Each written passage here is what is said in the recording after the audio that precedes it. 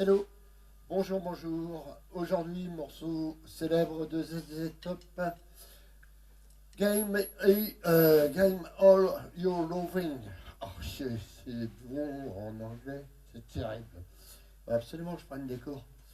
Alors, c'est un relevé qui est extrait d'un ancien numéro de Batter Magazine qui malheureusement aujourd'hui n'existe plus, c'est Batter et Batterie Magazine. A priori, c'est le numéro 340 et c'est de janvier 2020. Voilà, on a une transcription de ce morceau. Donc le batteur est Frank Baer. Voilà. Eh bien, on va parler un petit peu de ce morceau avant que je vous le joue. Donc, la première ligne, on a un rythme de base qui n'est pas tout à fait habituel. On va dire que très souvent, notre rythme de base, on va le jouer comme ceci. 3, avec le timbre. 3, 4.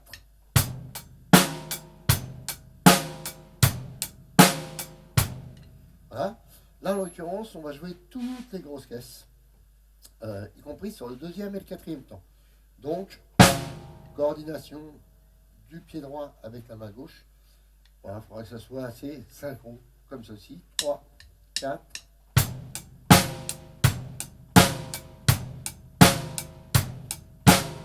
Voilà. Donc, ensuite, on a une première porte avec un break relativement simple, à condition de garder toujours cette grosse caisse sur le temps. Donc, croche de double pour finir sur le quatrième temps. 3, 4. Voilà, pas très compliqué.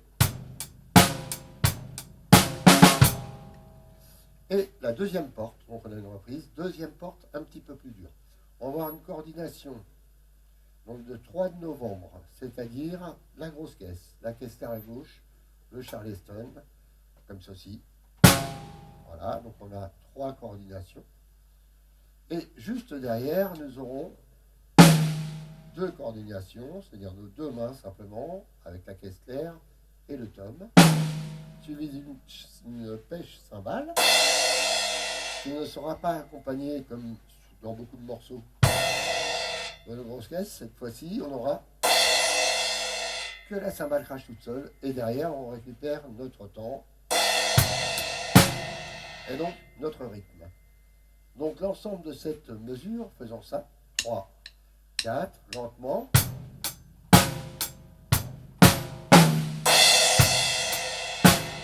Voilà, je recommence. 3, 4.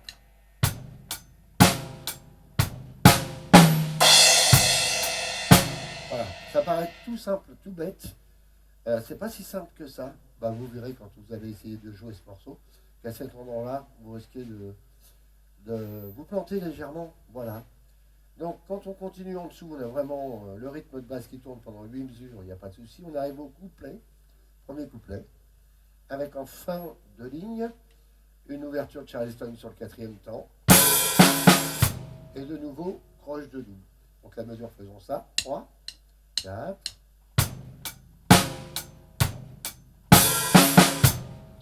Voilà, pas très compliqué. En dessous, quatrième ligne, rien de spécial. Cinquième ligne non plus, puisqu'on a retrouvé exactement la même chose au niveau du break, avec des reprises, mais voilà. Un petit peu d'arsène. On arrive au refrain, et 2 lignes avant la fin, donc l'avant-dernière ligne de la première page, nous allons avoir cette chose-là. 3, 4, 2, 3, 4, 2, 3. Ah, il n'y a pas de caisse terre d'ailleurs, hein, c'est juste. Voilà. Par contre, on a notre grosse caisse qui est jouée sur les 2 coups.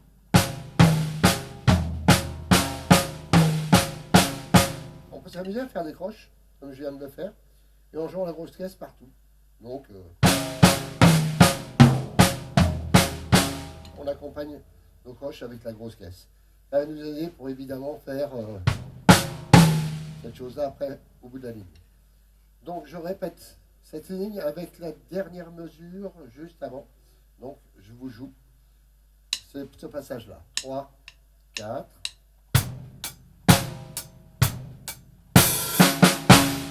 2, 3, 4.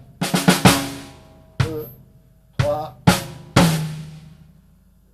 un petit peu plus vite. 3, 4, 2, 3, 4, 2, et encore un peu plus vite. 3, 4, 2, 3, 4, 2, 3. Voilà, comme ça. Donc c'est encore un petit chouïa plus vite par rapport au tempo de la musique. Dernière ligne de cette première page. On va avoir 6 doubles croches, donc la deuxième fois, puisqu'on a une reprise. Hein. Donc 3, 4, 1, 2, 3, 4. Après le troisième temps, comme ceci. 3, 4 et 1.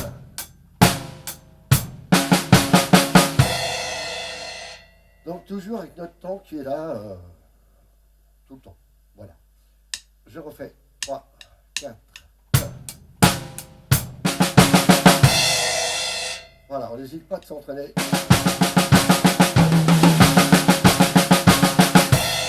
Voilà, marquez nos tons avec la grosse caisse.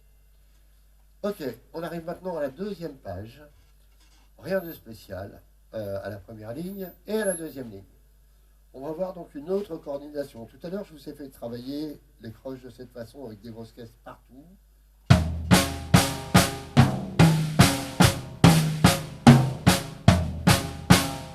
Cette fois-ci, on ne va pas avoir besoin de mettre la grosse caisse sur toutes les croches. On va avoir besoin de mettre la grosse caisse que sur le ton. Autant je vous ai fait travailler juste avant ça. C'est-à-dire des doubles croches en marquant le temps. Là, on va s'amuser simplement à faire des croches.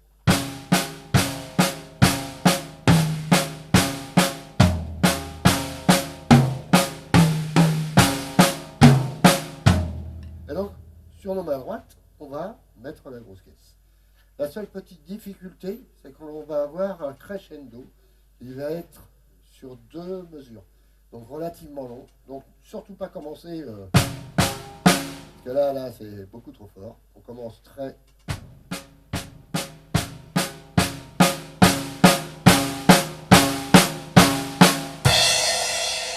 Voilà, je joue la mesure juste avant et les 2 mesures donc d'enchaînement. Tout en sachant qu'à la troisième ligne, on retrouve la même chose. Donc du coup, je vous enchaîne les 3 premières lignes de la deuxième page.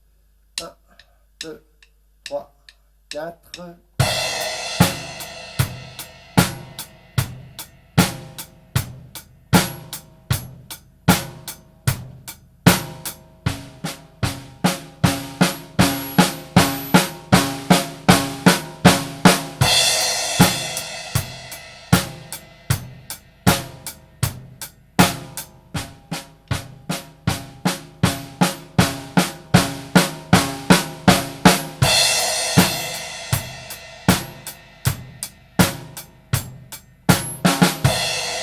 Voilà, et donc à la fin, notre break classique. Voilà, je ne vous ai pas fait la reprise à la première ligne. Hein. J'ai enchaîné directement. Voilà. Donc, quatrième ligne, rien de... Ah si, quand même. Quatrième ligne, la deuxième fois, nous allons avoir d'autres coordinations. C'est-à-dire que on va avoir la caisse claire, le charlet, la grosse caisse ensemble. Et aussi, à un moment donné, on aura le contretemps à jouer à la caisse claire.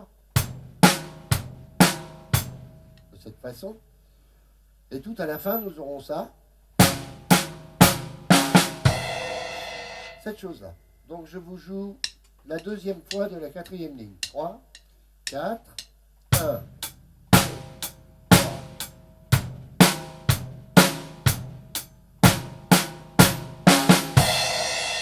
Un petit peu plus vite. 1, 2, 3, 4.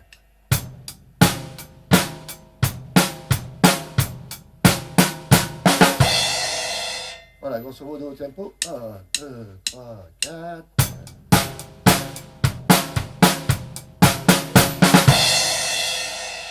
Voilà. On arrive donc, cinquième ligne, rien de spécial. Sixième ligne, on va retrouver un petit peu ce qu'on avait sur la première page, mais en beaucoup plus long, puisque là nous avons 2 mesures. Donc, je vous joue indépendamment l'avant-dernière ligne, qui se fait comme ceci. 3, très lentement. 3, 4. 2, 3, 4, 1, 2, 3, 4, 1, 2, 3, 4, 1, 2, 3, 4. là, on a un petit break juste avant le solo de guitare qui est joué. Un petit peu plus vite avec la mesure d'avant, toujours. 1, 2, 3, 4. 1, 3, 4. 1, 2, 3, 4. 1, 2, 3, 4.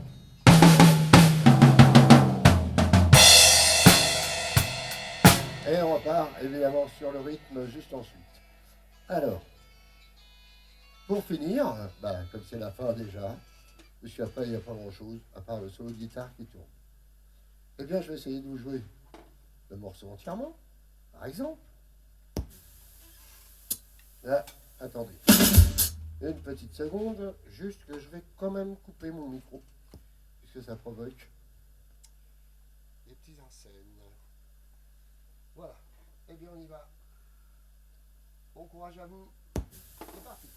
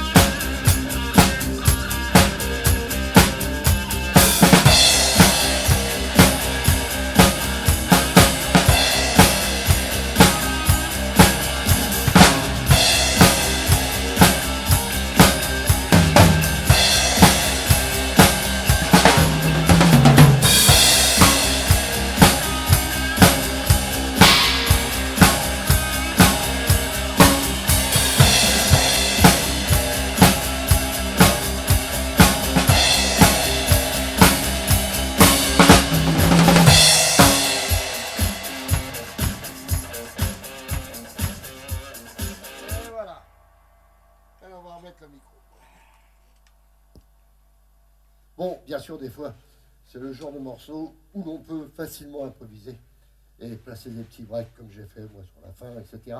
Ça, c'est, voilà, on va dire qu'il y a des choses à faire quand on bosse ce morceau qui sont importantes, comme les coordinations au niveau de la caisse claire et de la grosse caisse, etc. Des breaks qui sont par, par définition bien dans le morceau, qui collent bien au morceau, mais évidemment, après, vous pouvez vous approprier le morceau bah, voilà, comme vous avez envie. Voilà, juste pour finir, pour vous dire que nous sommes ici au Centre musical et créatif de Chouzy-sur-Loire, qu'il est possible de prendre des cours avec moi en présentiel, mais si vous n'êtes pas de la région, c'est aussi possible de prendre des cours avec moi par Skype. Je suis équipé, voilà, ordinateur, grand écran, tout ce qu'il faut pour vous aider pour bosser. Et aussi que j'ai une page Facebook à mon nom, Georges Chegu, voilà, vous pouvez toujours les voir. J'ai une chaîne YouTube, donc la vidéo va être dessus, c'est Yo-Yo Chegu. Et que j'organise mon stage d'été comme tous les ans, qui sera donc le 5 et 6 juillet à Benay, dans l'Indre-et-Loire, donc à 50 km de Tours à peu près, en direction de Saumur, voilà, Angers, Cholet, pardon, Cholet, et qu'il reste encore quelques places, et que j'ai posté déjà une petite bande-annonce par rapport à ce stage, où il y aura Cédric Hiller, Daoud Boulabi et moi-même, donc pour vous faire plaisir pendant 2 jours entiers. Voilà. Je vous souhaite un bon visionnage et puis je vous dis à une prochaine pour une prochaine. Allez, bye bye, au revoir, merci.